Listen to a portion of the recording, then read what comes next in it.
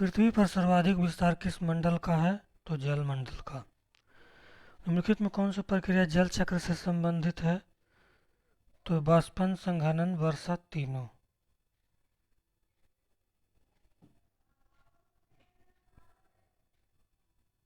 निम्नलिखित जल स्रोतों की मात्रा के आधार पर अवरोही क्रम में व्यवस्थित करें।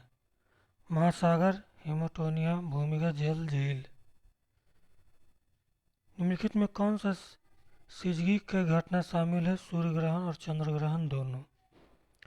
निम्नलिखित कथनों पर विचार कीजिए।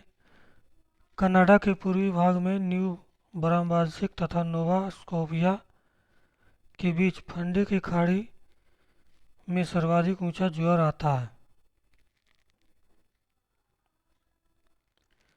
साउथहैम्पटन में प्रतिदिन 2 बार ज्वार भाटा आता है। सही है ए बी दोनों। निम्नलिखित कथन में से कौन सा कथन असत्य है? कोरियोलिस बल के कारण उत्तरी गोलार्ध की जलधारा अपनी बाईं ओर तथा दक्षिणी गोलार्ध की जलधारा अपनी दाईं ओर मुड़ जाती है। विचार कीजिए। झील अवस्थिति कथन सुमेलित है ए या बी? ठीसो सिकुरु तिब्बत, बैकाल रूस। महासागर का जल तालाब और झील के शांत जल के विपरीत लगातार गतिमान रहता है। निम्नलिखित में से कौन सा जल का प्रवाह गतिमान नहीं है? जलधाराएं। उत्तरी अमेरिका के पूर्वी तट व जापान के आसपास समुद्र मत्स्य प्रचुर है क्योंकि गर्म व ठंडी धाराएं का मिलान है। अटलांटिक महासागर के विषय में निम्नलिखित कथन को पढ़ें। यह एस आकार के अक्षर का है। इसकी तटरेखा सरल रेखीय निर्बाध है। इसकी व्यापारिक दृष्टि से सबसे व्यस्त महासागर है। सही है ए और सी। अटलांटिक महासागर में अनेक पोताश्रय एवं पतन है क्योंकि अटलांटिक महासागर की तटरेखा अधिक तंदुरित है। निम्नलिखित में कौन जहाज का नौकायन में सहायता करता है? उच्च ज्वारीय क्षेत्र। कोलकाता बंदरगाह हुगली नदी पर स्थित है। बोरिंग जलडमरू पानी का संकरा भाग है, जोड़ता है प्रशांत महासागर और अटलांटिक महासागर। महासागरीय धाराओं के संबंध में ये भी कथन सही उत्तर का चयन करें। ये सही, बी गलत। उष्ण महासागरीय धाराएं भूमध्य रेखा के निकट उत्पन्न होती है और ध्रुवों की ओर प्रवाहित होती है। ये सही है। शीत ठंडी महासागरीय धाराएं निम्न अक्षांशों से उच्च अक्षांशों को जल ले जाती है। ये गलत है। निम्नलिखित में से किस विषय सामग्री को पाई आरेख के द्वारा सबसे अच्छी तरह से प्रदर्शित किया जाता है? वायुदाब का वितरण।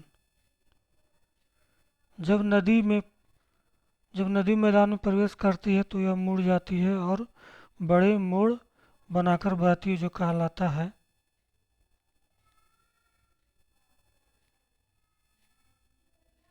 विसर्प। दिए गए आरेख में सूर्य, पृथ्वी और चंद्रमा की स्थिति को ध्यान से देखिए और बताइए। दर्शाता है लघु ज्वार भाटा। महासागरीय धाराओं के विषय में कथन को सही, ए और सी। ठंडी धाराएं ध्रुव अथवा उच्च अक्षांशों से जल को उष्णकटिबंधीय अथवा निम्न अक्षांशों की ओर ले जाती है। जिस स्थान पर गर्म और ठंडी धाराएं मिलती है वह स्थान विश्व का सर्वोत्तम मत्स्य क्षेत्र माना जाता है। निम्नलिखित में कौन से गंगा ब्रह्मपुत्र बेसिन की विशेषता नहीं है? भूमि कृषि के लिए इस क्षेत्र में कर्तन एवं दहन कृषि की जाती है। मैदानी क्षेत्र में ओक्स बो लेप चाप झील निहित है। डेल्टा क्षेत्र मैंग्रोव वन से आच्छादित है। तैराक मित्र सागर में तैर सकते हैं क्योंकि नमक की मात्रा की अधिकता सागर को सघन बनाती है। हिमनद के निक्षेप को कहा जाता है हिमोड़। निम्नलिखित में कौन सा कथन समुद्र के ऊपर तापमान में कम भिन्नता को समझता या समझाते हैं। समुद्र का पानी धीरे धीरे गर्म और धीरे धीरे ठंडा होता है। केवल सी सही है। निम्नलिखित में कौन सी नदियां सुंदरबन डेल्टा, गंगा, ब्रह्मपुत्र? तवा बांध क्षेत्र के स्थानीय लोग 1990 के दशक में अपने जीवन यापन से जुड़े कौन से अधिकार के लिए संगठित है? मछली पकड़ने। जब एक जल संसाधन के संबंध में ए बी सी ध्यान से रखते हुए विकल्प का चुनाव करें। बी और सी सही है। केवल 2.7% पानी मानव उपयोग के लिए उपयुक्त है। जल एक नवीकरणीय संसाधन है। महासागरीय सतह पर जल की गति के बारे में सुमेल का सही विकल्प का चयन करें।